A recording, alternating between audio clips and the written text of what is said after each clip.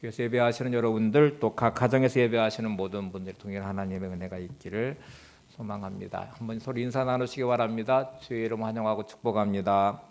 네, 은혜 받으시기 바랍니다. 네, 오늘 설교 제목이 세상의 기쁨과 하늘의 기쁨, 이 기쁨을 구분을 했는데 오늘 말씀을 좀 잘 들으시고 우리의 기쁨은 어디서부터 오는 것인지, 어떤 기쁨을 내가 추구하며 살아야 되는지가 좀 분명해지시고, 저도 여러분도 하늘의 기쁨이 충만한 삶이 되기를 소망합니다. 우리 지난주에 기쁨을 기준으로 두 부류로 나눴는데, 기쁨 발견자, 조이 화인도스라고 말한 기쁨 발견자가 있고요, 또 기쁨 거절자, 조이 리퓨저스라고 하는 기쁨 거절자가 있다고 했는데, 우리가 기쁨 발견자의 삶을 다 살고 싶어요. 머리로는 다 여기에 동의를 하는데 실제 현실의 삶은 거의 대부분의 사람이 기쁨 거절자의 삶을 삽니다. 그 이유에 대해서 지난주에 말씀드렸는데, 의무에 묶여 있는 사람들, 하루하루 살면서 가슴팀이 없고 기대가 없고 꿈이 없는 사람들, 그냥 마지못해 끌려가듯이 하루하루를 견디며 살아가는 사람들은 기쁨 거절자의 인생이 돼요. 그래서 절대로 행복하지도 않고 기쁨이 없어요. 염려와 두려움에 묶여있는 사람들, 부정적 감정에 묶여있는 사람들도 기쁨 거절자의 인생을 살고 있는 사람들입니다. 이 상태가 신앙생활을 하면서 예수님을 믿는데 여전히 거기에 묶여서 변화가 없어요. 여전히 기쁨이 없는 인생으로 살아가는 사람들이 많이 있습니다. 그러면 이렇게 질문을 한번 해보셔야 돼요. 기쁨이 내 삶에 차지하는 비중은 얼마나 될까? 여러분, 내 삶에 기쁨이 차지하는 비중이 도대체 얼마나 될까? 우리는 정말 기쁨을 원한다고 말하는데 그 기쁨을 내가 누리며 살아갈까 하고 물어보시면, 실제로 기쁨 충만함의 시간보다는 염려 걱정의 시간이 훨씬 더 많고, 그냥 끌려가듯 의무로 어쩔 수 없이 사는 삶의 시간들이 훨씬 더 많다는 것을 알게 되고요. 그리고 이게 인생의 자연스러운 모습처럼 느껴지기도 하고, 기쁨을 느끼지 않고도 그냥 인생은 잘 돌아가는 듯이 보여요. 그리고 대부분의 많은 삶은 그렇게 살아가는 삶을 보여주고 있습니다. 통계에 의하면 그 직장에 생활하는 대부분의 사람들이 직장 생활이 행복합니까? 하고 물어보면 행복하지 않대요. 그러니까 자기가 열심히 수고하는 자기 일상에 그 직장 생활도 행복하지 않고, 장사하시거나 사업하시거나 이런 삶에도 기쁨 충만한 삶이 계속 지속되고 있습니까? 하고 말하면 그냥 마지못해서 하는 거죠. 어쩔 수 없이 하죠. 먹고 살아야 되기 때문에 하죠. 이렇게 대답하는 분들이 의외로 많아요. 그래서 이게 뭐를 말해주냐면, 기쁨이 인생을 끌고 가는 필수적인 동력이 되지 못하고 있다는 말이죠. 참 이상한 일이죠. 우리는 기쁨을 원하는데 현실은 기쁨이 없어요. 그리고 기쁨 발견자의 삶을 살면 기쁨이 채워질 텐데 기쁨 거절자의 삶을 살고 있어요. 기쁨 없이도 열심히 일하고 있고, 기쁨 없이도 가정생활을 하고 있고, 기쁨 없이도 신앙생활을 하고 있습니다. 왜 그럴 것 같아요? 도대체 문제는 어디 있을까? 여기가 중요한 출발점이에요. 왜 우리는 기쁨을 원하는데 기쁨이 없는 인생일까? 왜 신앙생활을 하면서도 여전히 우리의 삶은 기쁨 없는 삶을 신앙생활을 하고 있는 것일까? 1차적으로는 기쁨이 삶의 목표가 되지 않고 있기 때문입니다. 우리는 내 삶의 목표를 기쁨 충만, 행복이라고 생각하지 않고요, 이렇게 생각해요. 내 목표는 성공해서 부자가 되는 거야. 내 목표는 열심히 공부해서 좋은 대학에 들어가고 좋은 직장에 들어가는 거야. 내 목표는 이런 것을 이루는 거야. 이게 이제 목표가 됐어요. 그리고 더불어 이런 생각도 합니다. 그러면 이거를 이루면 기쁨이 내게 찾아올 거야. 나는 기쁨 충만해서 행복해질 거야. 한번 예를 들면 이런 게 되겠죠. 내가 돈을 많이 벌어서 부자가 돼야지. 그리고 부자가 되면 우리 가정은 기쁨 충만하고 행복할 거야. 나는 열심히 공부해서 좋은 대학에 들어가야지. 나는 열심히 공부해서 좋은 직장에 취직해야지. 그러면 나는 기쁨 충만하고 행복한 인생이 될 거야. 내가 열심히 돈을 모아서 내가 내 집을 가져야지. 지평수를 넓혀서 좋은 집으로 이사를 가야지. 그러면 지금은 내가 힘들고 어렵지만 내 삶도 좀 편안해지고 나는 행복하고 기쁨이 충만할 거야.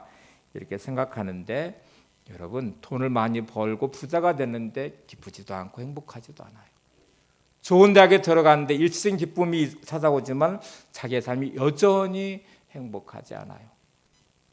내가 출세를 해서 좋은 권력도 얻었고 넓은 집으로 이사를 갔는데 그때는 기뻤던 것 같은데 어느 순간부터 나는 여전히 기쁘지가 않아요. 이게 왜 그럴까요? 현실은 기쁨 없이도 살아가고 있습니다. 기쁨 없이도 우리의 삶 여전히 오늘을 살고 있다는 것이죠. 엘리자베스 루카스라는 정신과 의사인데 이분이 기쁨 사용법이라는 책을 썼어요. 이분이 30년 동안 매년마다 한 300여 명의 환자들을 대하고 나서 얻은 결론이 이거예요. 한번 잘 보세요. 저는 지난 30년 동안 매년 300여 명의 환자를 대상으로 심리치료를 하면서 사람의 온갖 허상과 실상을 보았습니다. 또한 스스로 자초한 영혼의 고통과 운명적으로 겪을 수밖에 없는 수많은 영혼의 고통도 보았습니다. 그렇다 보니 오히려 성공적인 삶의 일반적인 모습에 대해 말하는 것이 정말 어렵습니다. 그러나 누군가 제게 성공적인 삶은 어떤 삶이냐고 묻는다면 기쁨이 충만한 삶이라고 답할 것입니다. 기쁨이 있는 곳에는 축복이 있습니다. 기쁨이 있는 곳에는 위안이 있습니다. 그리고 기쁨이 있는 곳에는 따뜻한 인간미가 있습니다. 다시 설명해 드릴게요. 정신과 의사인 엘리자베스 루카스가 매년 300여 명의 환자를 30년 동안 치료를 해왔습니다. 근데 병원에 찾아오는 사람들은 실패자라고 말하는 사람들이 찾아오는 경우도 있지만 세상에서 말하는 성공했다고 말하는 재벌도 찾아와요. 또 권력을 가진 권력자들도 찾아와요. 학문과 덕식이 있는 지식인들, 대학교 교수들도 찾아와요. 왜 정신과 병원에 찾아와서 심리치료를 받고 있을까? 우리가 말하는 돈을 많이 벌어 부자가 되면 재벌이 되면 기쁠 거야, 행복할 거야 라고 말하는 그 답이 그 안에 없다는 거죠. 권력을 얻어서 출세를 하면 나는 성공한 사람이야. 그러면 나는 기쁨이 충만하고 행복할 거야. 그런데 그것도 아니라는 거죠.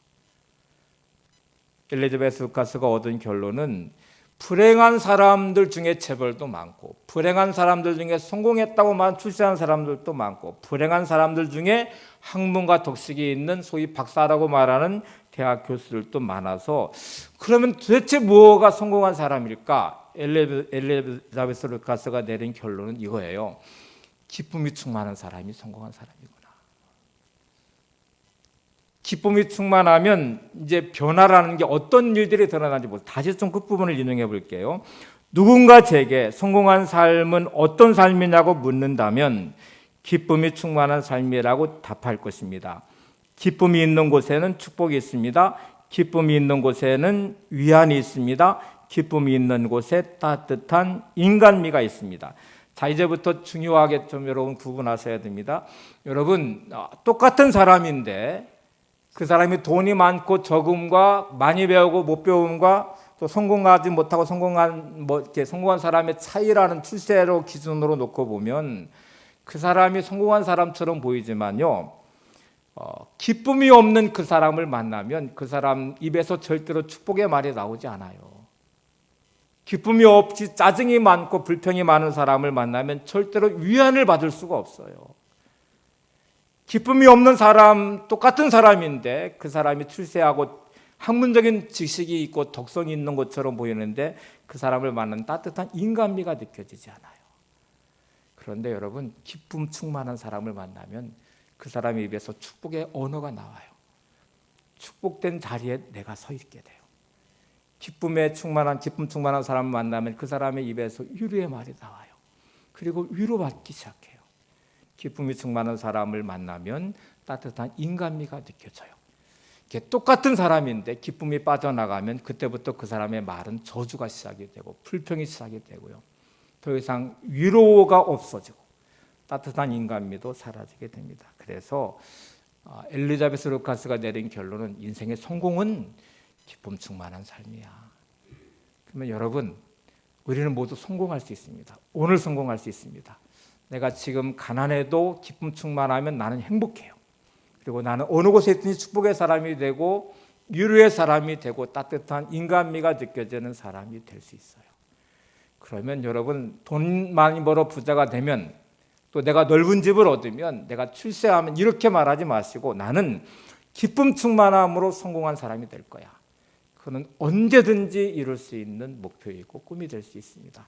자, 이제 오늘 이 결론을 한번 내려놓고, 그럼 세상적인 기쁨과 하늘의 기쁨은 차이가 있을까요? 분명히 차이가 있습니다. 먼저 세상적 기쁨을 한번 볼게요. 심리학자들이 기쁨이라는 게 도대체 언제 생기는 감정일까를 보니까 이럴 때 되게 사람들은 기뻐하더래요. 가난했던 사람이 어느 날 돈을 많이 벌었어요. 그러면 그 순간 기쁘죠. 장사했던 사람이 오늘 막 정말 손님이 많이 와서 장사가 너무너무 잘 됐어요. 그때 그 순간에 기쁨이란 감정이 생겨요. 사업하던 사람이 큰 거래처가 생겨서 오늘 막 그 거래처를 생기는 바람에 내가 돈을 벌 수 있는 기회가 생겼구나. 그러면 그 순간 기쁘죠. 내게 주어진 삶의 자리가 어느 날 병이 찾아와서 병들어서 너무너무 힘들어하다가 치료를 받아서 건강이 회복되는 순간에 기쁘겠죠. 그래서 기쁨이 도대체 언제 생기는가 봤더니 결핍함, 부족함에서 생기게 되더래요. 자, 세상의 기쁨은 결핍과 부족이 채워지는 순간에 기쁨이 옵니다. 이렇게 보면 기쁨은 상대적인 것이 돼버려요.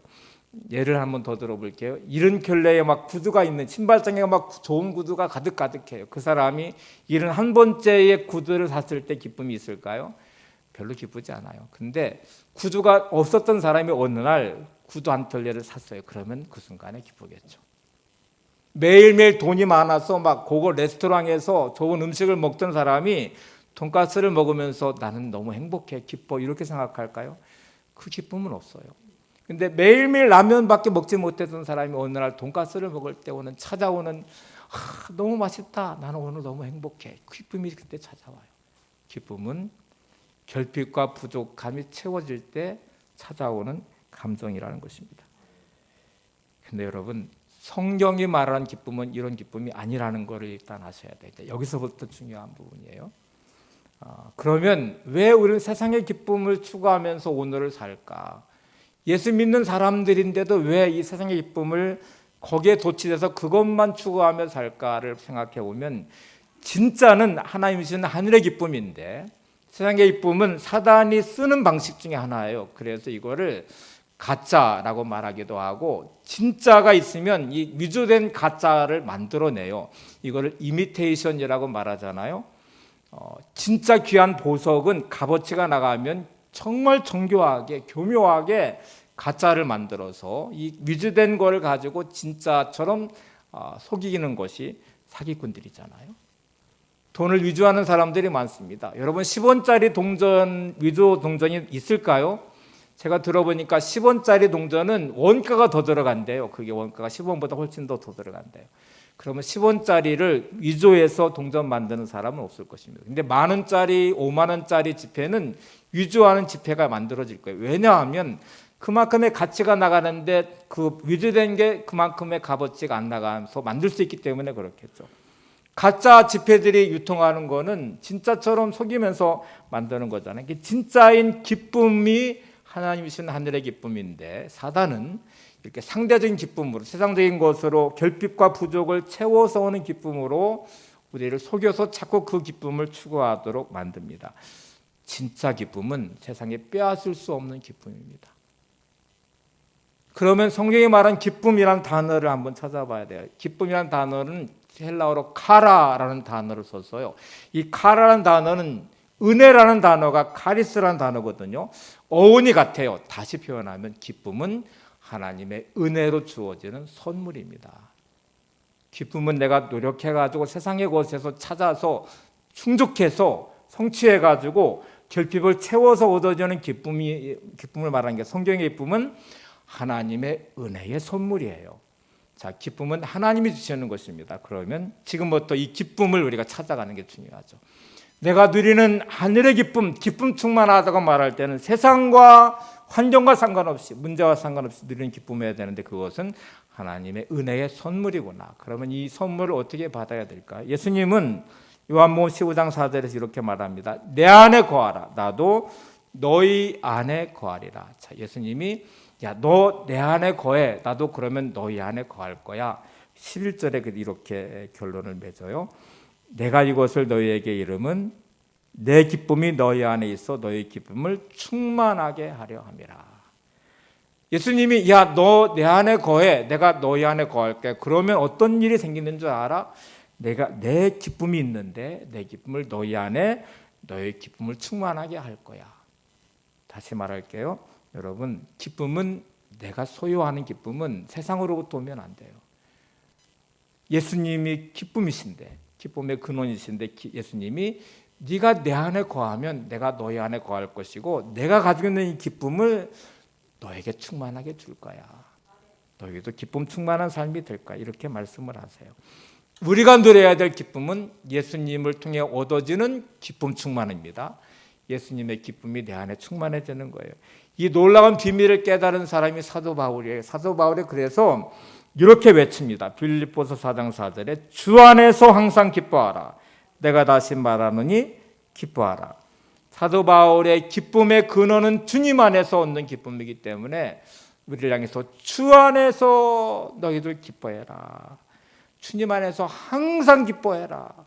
우리는 이렇게 말할 겁니다. 어떻게 항상 기뻐해요? 내 현실이 이런 문제가 많은데 여러분, 우리는 그 삶의 현실이 그래요. 코로나19라는 상황 자체가 얼마나 힘들고 어려우십니까? 각자 여러분의 처해진 상황에 묶여있는 현실의 문제들이 얼마나 많아요.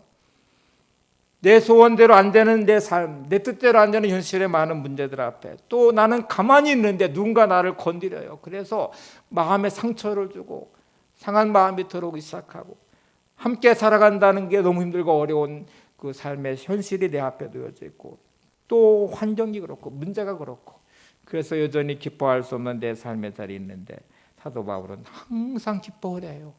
그것도 명령형으로 기뻐하래요.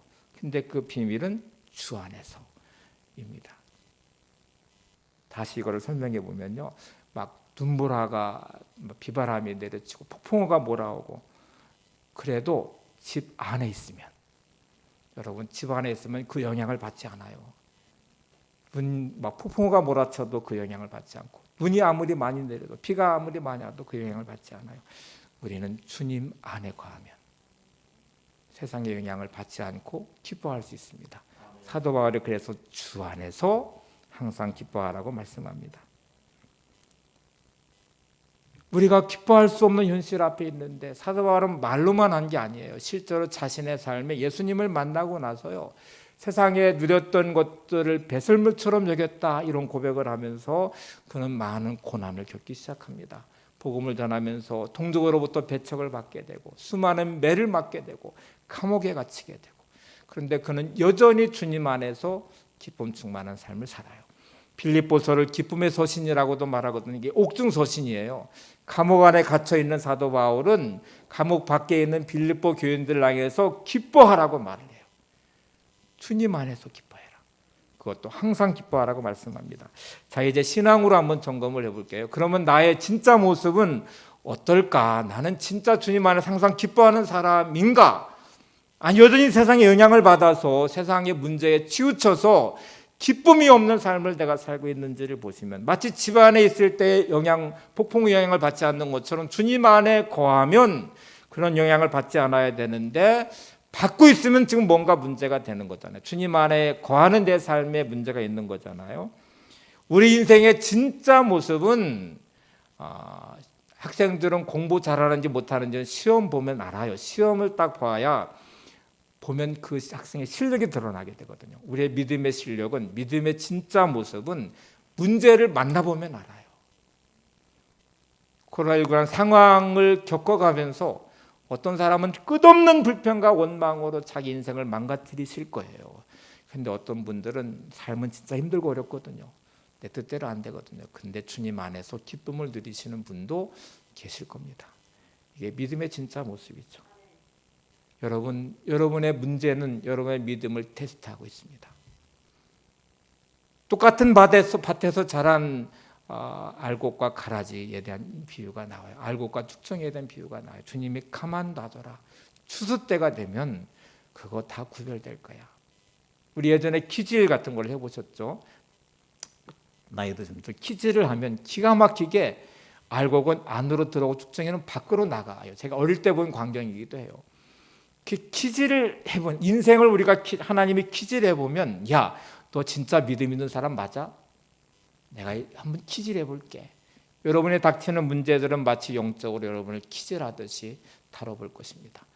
알곡인지 죽정인지, 주님 안에 거하는지 주님밖에 있는지. 이제 오늘 본문을 잘 보시면 사도 바울이 놀라운 선언을 하고 있어요. 이렇게 말합니다. 고린도후서 7장 4절에 나는 너희를 향하여 담대한 것도 많고 너희를 위하여 자랑할 것도 많으니 내가 우리의 모든 환난 가운데서 위로가 가득하고 기쁨이 넘치는도다. 내가 너희들 향해서 담대한 것도 많고 내가 진짜 자랑할 것도 많은데, 사도 바울이 뭘 자랑하냐면, 여러분 뭐 자랑하세요? 뭐를 자랑하고 싶으세요? 바울이 자랑하는 건 이거예요. 모든 환난 가운데 기쁨이 넘친다. 야, 나는 너희들한테 진짜 담대한 것도 많고 할 말도 진짜 많은데 내가 당한 환난 너희들 보지 않는다. 이 모든 환난 가운데 나는 기쁨이 넘쳐. 이렇게 말해요. 근데 이게 진짜 가능한가요, 여러분? 그 어려움 중에 여러분 기쁨이 넘치십니까? 이거를 자랑할 수 있으십니까? 근데 바울은 이렇게 말해요. 내가 모든 환난 가운데 기쁨이 넘쳐. 근데 여러분 가능해요. 딱 한 가지 이유 때문에 그래요. 바울이 말한 이유는 딱 이거예요. 위로가 가득하고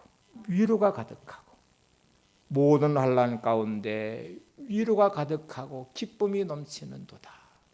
자, 이제 이 위로는 도대체 누구의 위로일까요? 우리가 많이 경험하는 건데, 내가 진짜 힘들고 어려울 때 누군가가 내 손 잡아줘서 힘내, 괜찮아, 이렇게 한마디 하는 위로가 얼마나 위로가 되는지 몰라요. 나는 혼자가 아니구나. 누군가가 나를 위로해주고 있구나. 누군가 내 손을 잡아주고 있구나. 그것도 위로잖아요. 근데 바울이 말한 위로는 그게 아니죠. 내가 환난도 많고 어려움도 많은데 주님이 나를 위로해 주시는구나. 하나님이 나를 위로하시는구나. 성령님이 나를 위로하시는구나. 그 위로를 경험하니까 모든 환난 중에도 내가 기쁨이 넘친대요. 내가 이거를 자랑할 수 있대요. 내가 담대하게 말할 수 있대요. 여러분, 바울이 많은 억울한 일들, 고난당하고 수많은 매를 맞고 감옥에 갇힐 때마다 아마 바울은 하나님의 위로하심, 주님의 위로하심, 성령의 위로하심을 받은 것 같아요. 이런 거 있죠. 주님께서 야, 너 고난당하고 어려움 당한다고 억울해하지 마. 괜찮아. 나도 십자가 졌잖아. 내가 너와 함께 하잖아. 내가 너를 위해서 의의 면류관을 예비했으니까 이거 다 지나가는 거야. 괜찮아. 이렇게 말씀하시는 주님의 위로를 받으니까 기쁨이 그곳에서 넘치는 거죠. 여러분, 힘들고 어려우실 때마다 이 주님의 위로가 있기를 바랍니다. 내가 진짜 코로나19 상황이 너무 힘들고 내 현실이 너무 힘들고 어려울 때마다 내 마음 깊이 울리는 주의 음성, 윤재야, 괜찮아. 내가 있잖아. 내가 너와 함께 하잖아. 너 믿음 잘 지키면 내가 너를 의의 면류관 예비했어. 이거 다 지나갈 거야. 이렇게 말씀하시는 주님의 위로를 느끼셔야 오늘 사도 바울 같이 이렇게 고백할 수 있습니다. 모든 환난 가운데 위로가 가득하고 기쁨이 넘치는도다. 내가 이거 자랑할 수 있어. 내가 이거 담대하게 너희들한테 말할 수 있어. 이런 말이 되겠죠. 한번 따라서 해보세요. 여러분, 주님의 음성으로 한번 이렇게 고백해 보시고, 여러분 이름 넣어서 윤재야 괜찮아. 다시 한번 윤재야 괜찮아. 네, 내가 있잖아. 내가 너와 함께 하잖아. 네. 이렇게 우리가 주의 위로하심을 받을 수 있으면 이 어려움들은 잘 이겨낼 것입니다. 신약의 기쁨이란 단어가 쉬운 한 번 나온다고 그래요. 즐거움이란 단어가 81번 언급된다고 그래요. 성경에서 말하는 기쁨과 즐거움, 환경과 문제에 좌우되지 않는 기쁨과 즐거움을 말합니다. 자, 이제 베드로 사도의 고백을 보실 텐데, 베드로 사도는 기쁨을 어디서 찾았는지 보세요. 베드로전서 1장 8절 9절에 이렇게 외칩니다. 베드로전서 1장 8절 9절. 예수를 너희가 보지 못하였으나 사랑하는도다. 이제도 보지 못하나 믿고 말할 수 없는 영광스러운 즐거움으로 기뻐하느니 믿음의 결국 곧 영혼의 구원을 받음이라. 베드로 사도는 환난과 핍박 가운데 있는 초대교인들 향해서 지금 너무너무 고통스러운 핍박의 시기를 지나고 있는데, 예수님을 육신의 눈으로 보지 못한 이 사람들이 예수님을 믿는 믿음 하나 때문에 그 많은 고난을, 핍박을 당하고 있어요. 그런데 이렇게 말합니다. 이제도 보지 못하고 믿고 말할 수 없는 영광스러운 즐거움으로 기뻐하니. 이렇게 믿음을 가진 이들이 그 즐거움과 영광스러움으로 기뻐하고 있는데 이유가 딱 하나 있는데 믿음의 결국 곧 영혼의 구원을 받았습니다. 구원받았다는 사실이 너무너무 기쁘대요. 환난과 핍박이 많은 그 환난의 시대를 지나면서 예수 믿기 때문에 그 고통을 당하면서도 내가 구원받았어. 하나님의 자녀가 됐어. 영원한 하나님 나라가 나를 기다리고 있지. 그 영광스러운 영원한 즐거움을 생각하니까 현실은 너무너무 고통스러운 핍박의 자리임에도 기쁨이 충만하더래요. 여러분, 이 기쁨이 충만하시기 바랍니다. 나는 구원받은 하나님의 자녀라는 사실, 그리고 이 땅을 내가 믿음으로 승리하면 영원한 하나님 나라의 즐거움이 내 안에 있다는 사실이 나로 하여금 기쁨이 충만하다는 것이죠. 자, 이제 기쁨 충만함, 우리가 복음이라고 말하니 복음의 뜻이 굿뉴스라고 말하잖아요. 헬라어로 유앙겔리온이라고 쓰는데 원어의 의미는 너무 놀라워요. 즐겁다, 기쁘다, 휘락이 넘친다. 복음은 즐겁고 기쁘고 휘락이 넘치는 것입니다. 내가 예수를 믿는 복음이 내 안에 있다는 말은 다시 말하면 기쁨이 가득하고 즐거움이 있고 희락이 넘치는 삶을 말해요. 성령 충만한데 나는 기쁘지 않아, 절대로 맞는 말이 아닙니다. 말씀이 내 안에 있는데 나는 행복하지 않아, 그것도 절대로 맞는 말이 아닙니다. 복음이 내 안에 있으면 너무나 자연스럽게 즐겁고 기쁘고 희락이 넘치는 거예요. 복음은 나로 하여금 춤추게 만들어요. 복음은 나의 인생을 새롭게 합니다. 그래서 여러분, 예수 믿는 우리는 반드시 기쁨 충만한 삶이 돼야 돼요. 밥을 막 내가 많이 먹었는데 나는 배고파, 이게 안 맞는 말이잖아요. 밥을 먹으시면 배불러야 당연한 거잖아요. 내가 예수 믿으면 기쁨 충만한 게 당연한 거죠. 여러분, 내 삶의 기쁨이 사라졌으면 예수 믿는 믿음이 실종돼 버린 거예요. 복음의 감격이 사라진 거예요. 믿음은 너무나 당연하게 기쁨을 동반하고 있어요. 그래서 주 안에서 기뻐하라는 말은 너무 당연한 말이에요. 성경 번역가인 윌리엄 틴테일의 말에 이런 말이 있습니다. 복음은 상처 입은 자를 기쁘게 하고 찬송하게 하고 춤추게 하고 기쁨으로 뛰놀게 한다. 복음은 상처 입은 자를 기쁘게 하고 찬송하게 하고 춤추게 하고 기쁨으로 뛰놀게 한다. 복음이 내 안에 있으면 내 상처가 치유되고 그 치유됨의 기쁨을 누리게 될 것입니다. 복음이 내 안에 있으면 나는 찬송하는 사람이 될 것이고 춤추는 사람이 될 것이고 복음이 내 안에 있으면 기쁨으로 뛰노는 사람이 될 것입니다. 하나님 함께 하심의 기쁨을 누렸던 사람이 다윗이거든요. 다윗은 억울한 일 많이 만나고 광야에 도망다닐 시간을 10년 넘는 세월을 보내면서 그 많은 고통 중에 하나님을 찾고 기도하는 시편의 많은 고백들을 보시는데 그 중에 하나인 시편 30편을 한번 보세요. 11절 12절에 이렇게 다윗은 고백을 해요. 주께서 나의 슬픔을 변하여 내게 춤이 되게 하시며 나의 베옷을 벗기고 기쁨으로 띠띠우셨나이다. 이는 잠잠하지 아니하고 내 영광으로 주를 찬송하게 하심이니 여호와 나의 하나님이여 내가 주께 영원히 감사하리이다. 하나님, 내가 힘들고 어려운 이 억울함에 도망자의 자리에 광야에서 동굴에 숨어서 하루하루 그렇게 두려움과 염려로 떠는 그 시간에 하나님이 나와 함께 하시니까 나의 슬픔이 변하여 춤이 되게 하셨습니다. 나의 베옷을 벗기고 기쁨의 띠를 띄우셨습니다. 이 경험을 한 다윗은 하나님이 함께 하시는 그 자리가 기쁨의 자리구나. 내 베옷을 다 벗기시고 기쁨으로 띠띠우신 하나님이시구나. 슬픔을 변하여 춤추게 하신 하나님이시구나. 그 하나님을 내가 찬송하고 그 하나님을 내가 영원히 감사할 것입니다. 이렇게 고백을 했어요. 자, 이제 결론으로 한번 가볼게요. 이 과정들을 여러분이 인정하시면 이제 기쁨 충만한 삶이 당연히 주님 안에서 이루어지셔야 되고요. 그러면 전도라는 게 도대체 뭘까? 존 파이퍼는 이런 결론을 내립니다. 전도란 내가 경험한 하나님을 아는 기쁨을 다른 사람들도 맛보게 하는 것이다. 자, 이게 중요한 말이에요. 기쁨의 신학자인 존 파이퍼는 내가 전도한다는 게 도대체 뭘까? 그리스도의 편지라고 표현도 하기도 하잖아요. 사도 바울은 내가 말씀을 잘 알아서 논리적으로 설명하는 게 전도가 아니에요. 예수 믿으세요 이렇게 말하는 게 전도인 것처럼 보이지만 그렇지 못할 때가 많아요. 근데 진짜 전도는 내 얼굴이에요. 나의 삶에 막 복음을 전하는데 인상을 막 찌푸리고 예수 믿으면 정말 행복해. 얼굴은 아닌데. 불평과 원망이 가득한 사람이 누군가를 만나 예수 믿어 이렇게 말하는데 그 사람이 저렇게 불평과 원망이 가득한데, 근데 여러분, 내가 기쁨이 충만해요. 힘들고 어려워요. 삶은 힘들고 어려워요. 근데 형용할 수 없는 기쁨이 내 안에 있어요. 그래서 사람들을 만날 때마다 그 기쁨이 전염이 되기 시작해요. 전해지기 시작해요. 그래서 이 기쁨을 맛보게 하는 게 전도다. 여러분, 가정에 있는 식구들을 전도하시려면 여러분이 기쁨 충만한 사람이 되셔야 돼요. 여러분 함께 일하는 분들을 전도하고 싶으시면 여러분의 일터에서 기쁨 충만한 사람이 되셔야 돼요.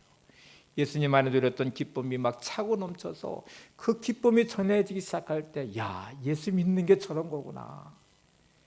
현실은 이렇게 힘들고 어려운데 저 사람은 기쁨 충만한 거는 세상이 줄 수 없는 것이구나.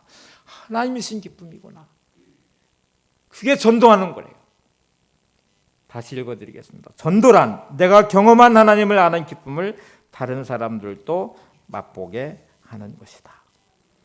자, 이 놀라운 비밀을 경험하고 있는 사도 바울의 고백을 한 번 더 보겠습니다. 고린도후서 6장 10절에 예수 믿는 사람들은 그래서 이런 모습이래요. 근심하는 자 같으나 항상 기뻐하고, 가난한 자 같으나 많은 사람을 부유하게 하고, 아무것도 없는 자 같으나 모든 것을 가진 자로다. 예수 믿음은 신비로움입니다. 예수 믿는 사람들이기 때문에, 야, 근심하는 자 같은데 기뻐하고 있어요. 아무것도 없는 자 같은데 많은 사람을 부유하게 하고 있어요. 가난한 자 같은데 많은 사람을 부유한데, 아무것도 없는 자 같은데 모든 것을 가진 자래요. 세상은 돈이 많은 재벌이 되고도 기쁨이 없는데 아무것도 없는 나는 기쁨이 충만해요. 세상 사람들은 머리 싸매고 코로나19 상황에 대해서, 지금 나의 현실에 대해서 근심하고 있는데 그 상황 가운데 나는 예수 믿기 때문에 기쁨이 충만해요. 이게 예수 믿는 사람의 모습이래요. 세상에 줄 수 없는 기쁨이에요. 자, 여러분, 세상의 기쁨과 하늘의 기쁨은 다릅니다. 우리가 추구하는 기쁨은 하늘의 기쁨이고 하늘의 기쁨이 내 안에 가득한 것이죠. 느헤미야 8장에 보면 수문 앞 광장에 이스라엘 백성들이 모였어요. 이 현실을 잘 보시면 바벨론에 포로 끌려가서 그 많은 고통과 고난을 당하다가 포로 귀환을 했어요. 그리고 성전을 지었어요. 그리고 느헤미야는 에스라 선지자에게, 에스라에게 말씀을 좀 강론해 주기를 원해서 나무로 단을 만든 다음에 말씀이 낭독되기 시작했어요. 말씀을 듣는 이스라엘 백성들은 통곡하기 시작했습니다. 아, 우리가 죄인이구나. 우리가 많은 죄를 졌구나. 이렇게 자신의 죄를 통회하면서 자복할 때 느헤미야가 이렇게 말합니다. 이제 마지막 구절입니다. 느헤미야 8장 10절을 보세요. 느헤미야가 또 그들에게 이르기를 너희는 가서 살찐 것을 먹고 단 것을 마시되 준비하지 못한 자에게는 나누어 주라. 이날은 주의 성길이니 근심하지 말라. 여호와로 인하여 기뻐하는 것이 너희의 힘이니라 하고. 여러분, 하나님을 기뻐하는 것이 여러분의 힘입니다. 매일매일 승리하기를 원하시면 하나님을 기뻐하는 힘이 있으시기를 바랍니다. 주님 안에 기쁨 충만하시기를 바랍니다. 그것이 여러분의 동력이 되어서 여러분의 인생을 끌고 갈 것이고 참된 행복의 자리를 세우게 될 것입니다. 하루하루 기쁨 충만한 삶이 되시기를 바랍니다.